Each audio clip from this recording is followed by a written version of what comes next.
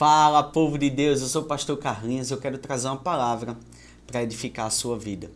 O texto que hoje eu quero refletir com você é o seguinte, é Lucas 14, verso 28 ao 30. E ele diz assim: Pois qual de vós, querendo construir uma torre, não se senta primeiro para calcular a despesa e verificar se tem os meios para concluir a obra? Para não acontecer que, depois de havendo lançado os alicerces e não podendo acabar, todos os que virem isso zombem dele, dizendo: Este homem começou a construir e não pode acabar. Esse texto ele parte de um contexto bíblico, de um pano de fundo. Jesus está ensinando sobre os discípulos, de fato, calcularem o custo do que significa seguir ele. Significa seguir, ser um discípulo dele. Ele estava falando para a multidão, porque a multidão, de alguma forma, eles estavam interessados em quê? Em milagres, em bênçãos, e não na renúncia, na obediência irrestrita, não seguir ele acima de tudo, não é verdade? Então Jesus ele começa a usar essas frases mais duras. Se você vier a mim e não aborrecer ao pai, a mãe, mulher, filhos, até a própria vida, não pode ser meu discípulo. Porque Jesus ele começa a chamar para uma grande, como a gente diz, ou afunilar o discurso, que era no sentido de, se vocês estão dispostos, de fato, num contexto judaico aqui, isso é na realidade, vocês estão dispostos a ser negado pela família para me seguir?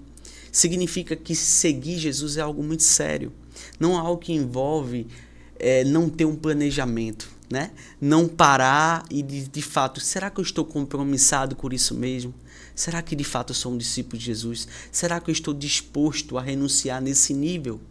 Porque isso era a grande questão.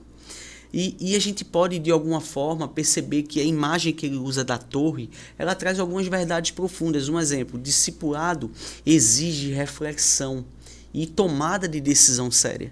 Discipulado não é algo que eu senti isso agora, estou com vontade de seguir Jesus e é isso. Eu disse para as pessoas que eu sou discípulo e pronto. Não.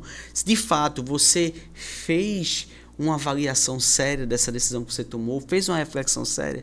Jesus não quer seguidores impulsivos, empolgados por emoção momentânea. Ele quer discípulos conscientes do que estão fazendo, conscientes de si, conscientes do mundo à sua volta, consciente das marcas que existem em si para ser tratados, consciente das pressões que vão sofrer no mundo. Eles precisam entender o que estão fazendo. Deus valoriza outra coisa, o compromisso completo, não promessas vazias. Assim como seria ridículo começar algo e não terminá-la, é vergonhoso você dizer que é e não é aquilo. Tem uma frase que a gente sempre fala que é o seguinte: não é porque você entrou na McDonald's e saiu dela que você é um hambúrguer. Então não é porque você frequenta uma igreja que você sai dela que você é um discípulo. Porque o discípulo, de alguma forma, ele tem um compromisso espiritual com Jesus, de resistir, de não desistir e no meio do caminho permanecer buscando. Termine aquilo que você começou. Não comece sem convicções e sem compromisso real naquilo que você está fazendo. Não é só uma questão de entusiasmo momentâneo, não é uma questão só de epiderme momentânea. Envolve um processo de renúncia, envolve um processo de romper os ídolos, Seguir Jesus significa deixar coisas preciosas para trás, significa você abrir mão muitas vezes de seguranças, de relacionamentos que às vezes para você eram importantes, status e entre outras coisas. É preciso você ponderar com seriedade. Veja, perceba que a fé, ela é algo responsável, ela é algo racional nessa perspectiva. Ser cristão não pode ser algo voltado apenas para uma emoção.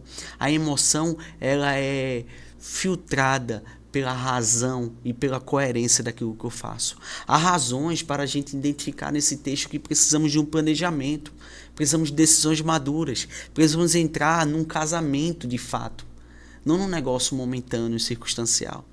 Não é um negócio às cegas, não é um casamento às cegas quando a gente vê aí, mas é algo que envolve um discipulado, uma disciplina, em pensar num custo.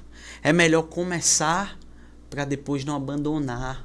É melhor de fato você permanecer nas promessas de Deus, ser tomados por ela e ser digerido nela, e aí ser imposicionado para viver elas. Na verdade, é uma fé que não envolve aparências, mas envolve compromisso de fato com Jesus. Não é uma questão de conveniência, não é uma questão de parecer ser, mas ser cristão num secreto quando ninguém está vendo suas lutas.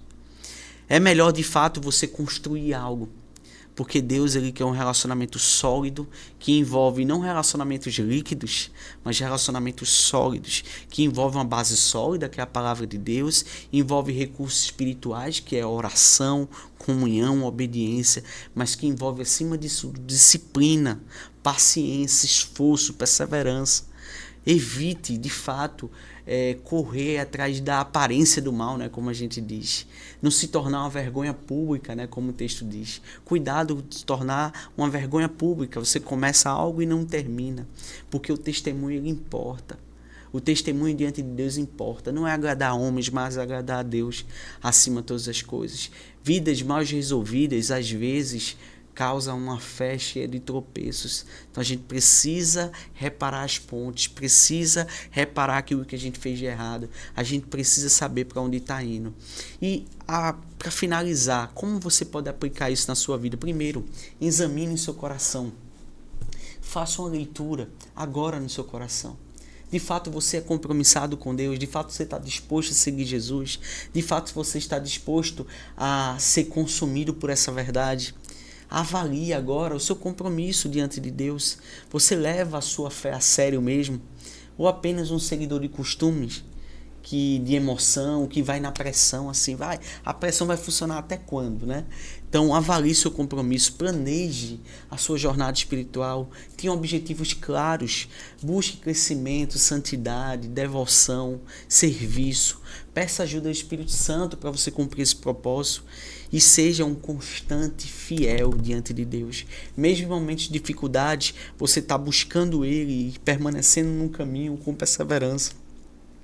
E ajude outros a fazer o mesmo, porque quando você ensina, quando você orienta, quando você caminha com outros, você percebe que você não está sozinho construindo essa torre. Você está construindo ela com pessoas. Você está construindo ela com pessoas que vão não só fazer parte da sua vida, mas ajudá-lo a construir a sua também. Que o bom Deus te abençoe e até a próxima reflexão.